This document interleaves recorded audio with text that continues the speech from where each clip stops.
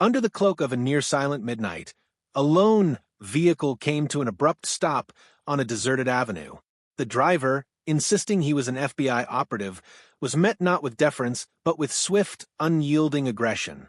Two uniformed officers, unmoved by his claims, immediately escalated the situation. Without hesitation, one officer fired, setting the car ablaze and leaving the man trapped and utterly defenseless. Yet, the horror of the night did not end there. Behind this brutal act lay a secretive cabal, an elite network willing to commit any atrocity to shield their power. From that fateful moment, the driver's life was thrust into a relentless struggle against a corrupt system, where truth was buried and justice could be silenced by those who wielded power without accountability. The night had wrapped the city in darkness, with only the faint glow of sporadic streetlights carving out weak trails on the pavement. The quiet was intermittently broken by the soft hum of tires and a gentle jazz melody drifting from a distant radio. In the driver's seat sat Marcus Turner, an FBI agent who appeared to be trying to find solace. One hand rested casually on the steering wheel, while the other tapped an idle beat on the door. Earlier that evening, Marcus had attended a family gathering, a rare chance to share warmth with relatives, laugh with young nieces and nephews, and savor moments of normalcy. Yet, even amidst familial joy, a nagging vigilance persisted. As a black man upholding the law, Marcus was all too familiar with the grim reality that safety was never guaranteed, regardless of his badge or intentions. At 11:47 p.m., as the clock marked the deep hours of the night, Marcus found himself on a nearly empty road, lit only by the dim streetlights. Just minutes from the refuge of home, flashing red and blue lights exploded in his rearview mirror. A signal that what awaited was far from a routine traffic stop. His mind raced back to childhood lessons. Keep your hands visible, avoid sudden moves, and never give anyone a reason to escalate a tense encounter. With measured resolve, Marcus eased his car to the side, hands firmly on the wheel, bracing himself for what was to come. Before him approached two officers.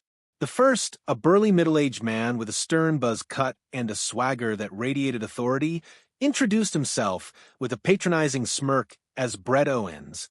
His partner, a noticeably younger man named Jake Miller, followed close behind, his posture betraying uncertainty amid the charged atmosphere.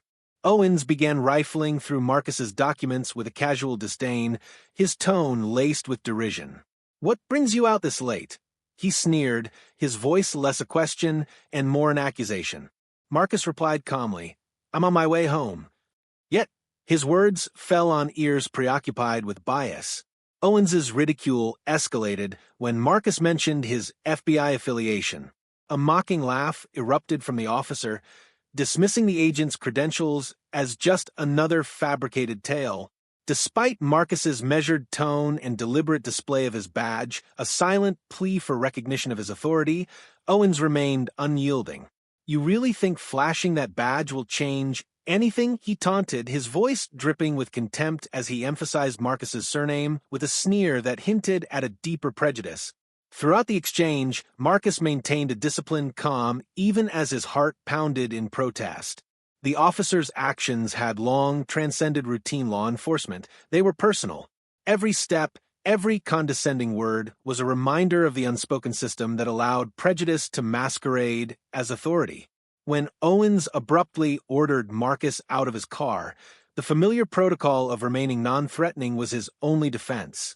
With hands raised in compliance, Marcus exited the vehicle, every instinct alert to the impending danger. As the confrontation deepened, tension spiked. Owens, his presence looming like a dark omen, moved with deliberate menace.